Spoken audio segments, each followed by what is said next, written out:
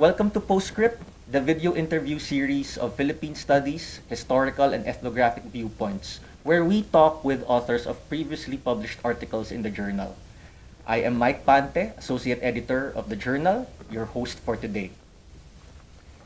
For our inaugural interview of PostScript, we are delighted to have Professor Xavier Huetz de Lemps, who is currently on a research trip to the Philippines. Professor Huetz de Lemps is with the History Department of the University of Nice, Sophia Antipolis, in France. He is a member of the journal's International Editorial Advisory Board. He has done extensive research on the history and geography of 19th century Manila. Among his publications on this topic is an article published in Philippine Studies in 2001 titled Waters in 19th Century Manila. Professor Huetz de Lemps, thank you for agreeing to be interviewed for PostScript. We are honored to talk to you for this first PostScript interview. First of all, can you describe to us what Manila and its waters were like at the end of the 18th century? Thank you for your invitation. You have to imagine Manila at the end of the 18th century as a riparian city. The water was omnipresent, and the city was crisscrossed by esteros and creeks. Many of them have disappeared today.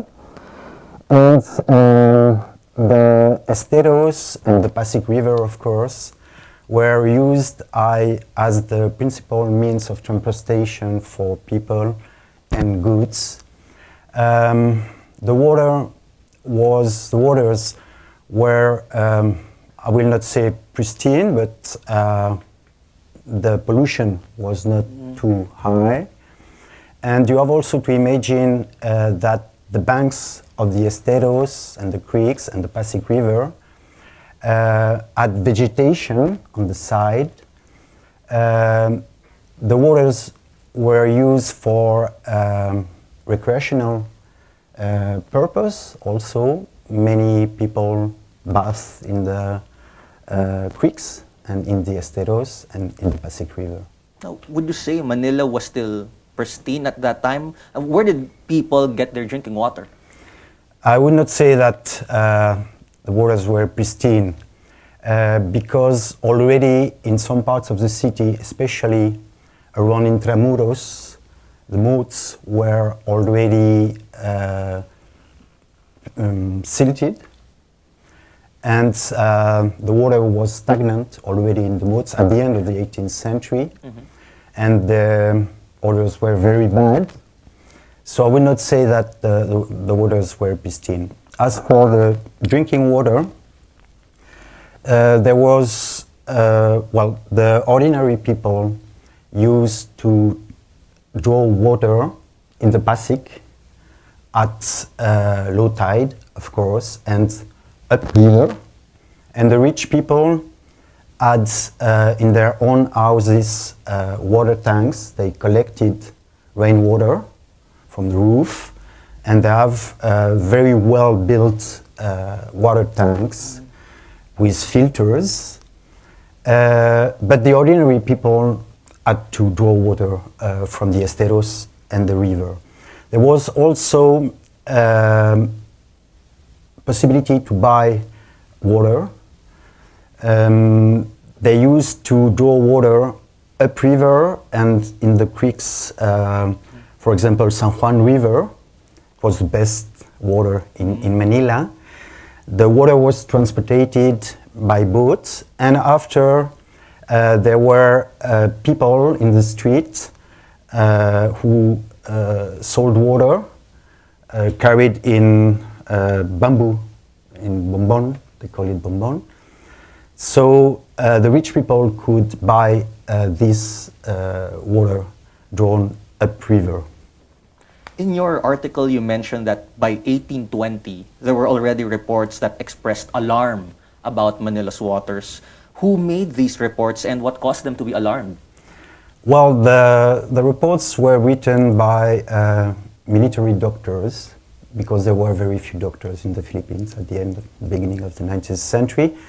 So the military doctors were alarmed, but even before 1820. 1820 is the first cholera outbreak in the Philippines in October. But I saw several reports of the very end of the 18th century already worried by the sanitation problem of water and linking the water problem with many diseases. Smallpox, for example, there is no link between smallpox and drinking water. But you have to know that the general theory was miasmatic at this time. So they feared that the stagnant water will contaminate the air and spread the diseases in the city. Okay. So aside from public health concerns, can you tell us how these problems affected the drinking water in terms of the accessibility of water for the rich and the poor? Were the rich and the poor equally affected? No, of course not. They were not equally affected because the rich could drink the water from the water tank. Of course, during the dry season, the water tanks were empty, but they could buy good water coming from upriver. And you have also to know that, for example, many Spaniards used to drink wine, alcohols, and at the end of the 19th century, bottled water. The Chinese used to drink tea, boiled water, so they were less affected by the bad water than the ordinary people. Now, how did the Spanish colonial government react to these problems, and were these responses successful? Well, they were very concerned by the problem, and you have to know that already in the first third of the 18th century, Francisco Carriedo made a bequest, a charitable bequest, to try to solve the water problem, drinking water problem in Manila.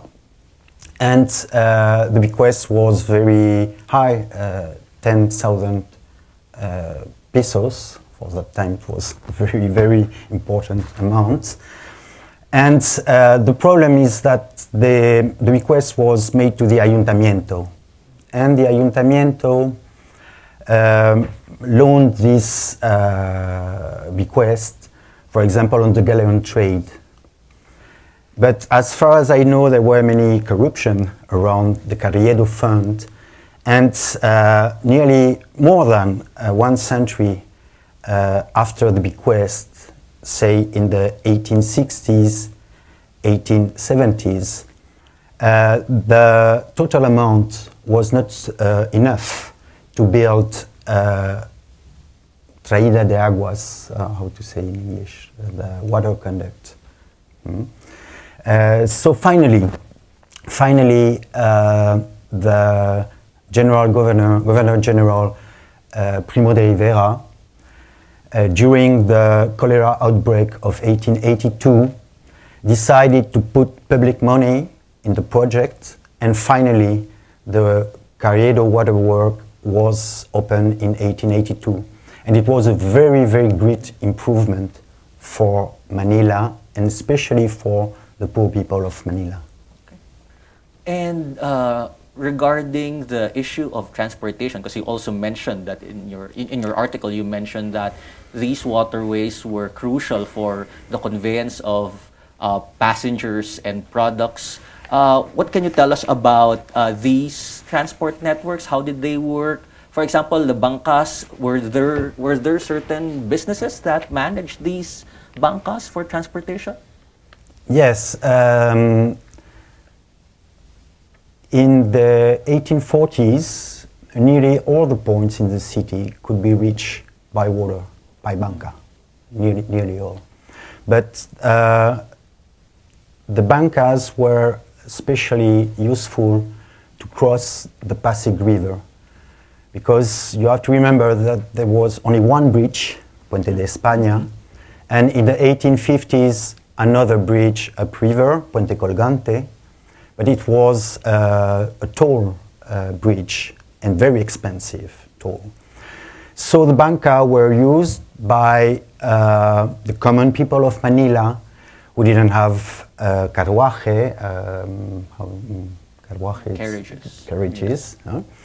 And it was very cheap. It was very cheap because it was controlled. The fares were controlled by the city council. It was only 2 cents of a peso to cross the river. The problem is that with the global population growth and with the filling up of the esteros, the banca could not reach the far points.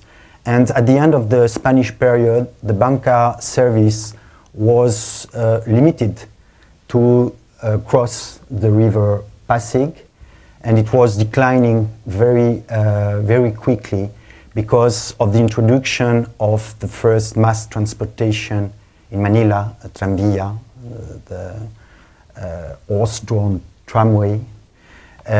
So it was a very typical, how to say, it was very typical in Manila, and many foreign accounts are dedicated to the experience of crossing the river on the banca. It was very risky because the banca is very unstable. So it was quickly disappearing at the end of the Spanish times.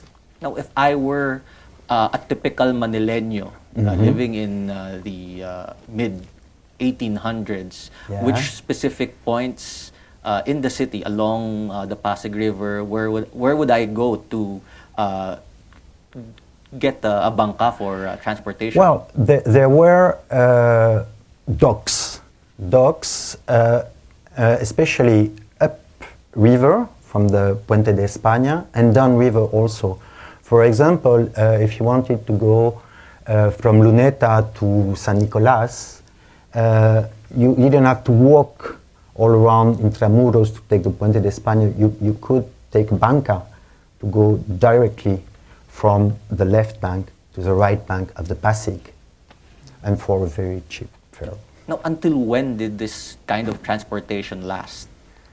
Until, as I say, until the, I suppose that in the beginning of the American time there were still bancas operating on the Pasig, but it was very quickly declining mode of transportation in Manila. Another point you raised in your article is the issue of flooding. And as you say, Manila is not very much above sea level. When did the problem of flooding begin in Manila, as far as you can tell? As far as I can tell, at the very beginning of the Spanish period. I remember a very interesting document of the end of the 16th century, mentioning that in the Recollect church in Intramuros, the Recollect arrived the last missionary order in the Philippines, and the good places in Intramuros were already taken by the other. So they founded the monasterio in a part under sea level in Intramuros. And they say that during the flooding, during the rainy season, they had to attend Mass in Banca. I think it's an exaggeration, but it's quite symbolic of the flooding problem. The flooding problem was growing worse, I think, in the second half of the 19th century, mainly because of the population growth and the rapid silting of the esteros. The esteros were natural drains for the water, and they were not able to play the same role because they were filled up with garbage, with alluvion, also sediments coming up river, and so, and also because the Spanish decided to I don't know, put earth in the esteros to colmatate, no, to fill them, yes, to fill them. So the natural water drains were not more available. Well, it seems that the Spanish were also contributing to the problem. But yes, given the worsening of the flood situation in Manila in the 19th century, were there certain government measures the Spaniards enacted so that they can alleviate the problem? Well, they were very worried, and they started to study the water problem in Manila, especially the estero problem in Manila, connecting this problem with the harbor project. At the end of the Spanish period, in the last 2 decades of the Spanish period, there were 2 main plans to improve Manila, the harbor and a project of global sanitation of Manila. But the project was published in 1895, so just before the revolution. Yes. And the Spanish, well, the Spanish engineers were very good, very good. They knew how to try at least to improve the situation, but they lacked money, financial means, and that's the reason why at the end of the Spanish period there were only plans to improve, but nothing was, well, some esteros were excavated, they built more bridges, etc., but the problem was still there. Of course, after the end of the Spanish period, we have the onset of American colonialism, but did the new colonizers do something about the flood problem, and were they successful in solving it? Well, actually, the improvements at the beginning of the American periods were very important because they implemented the Spanish project. Basically, what did the American was planned before by the Spanish, but they put money and I will say political will to change, and actually they changed, and well, the situation better with the American period, and also they addressed a very important part of the problem, the social problem, and they tried to sanitize the materiales ligeros zone, that is to say, the part where nipa huts were crowded in very bad sanitary conditions. So the situation bettered, but you have always to keep in mind that the population growth was also very important, so that the material improvements were how to say, were destroyed or nullified by the population growth. Now, what can you say about the current situation of Manila's waterways? Well, I'm not specialist of nowadays Manila. What I would say is that the situation, as for me, a foreigner, has improved, because I remember when I lived here in Manila at the end of the 1980s, it was nearly impossible to have a walk along Binondo estero, Quiapo estero, because it was huge garbage mountain with many squatters on the river. And now the situation, I will not say it's good, but it's better than it was at the end of the 20th century. What broad policy implications can you draw from this history of Manila that you have studied? I think that the problem is an environmental one. When you build a megapole in a deltaic zone like Manila, you have to cope with enormous natural problems and hazards. And I think it's, you have to know it, and you have to try not to change too much the natural balance of the site of Manila. Okay.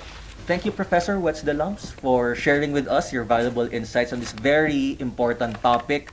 For sure, your insights have shattered many of the commonly held assumptions we have regarding pre-war Manila. So thank you very much. Thank you. Professor Huetz de Lemps. Thanks to the Philippine Studies. Thank you.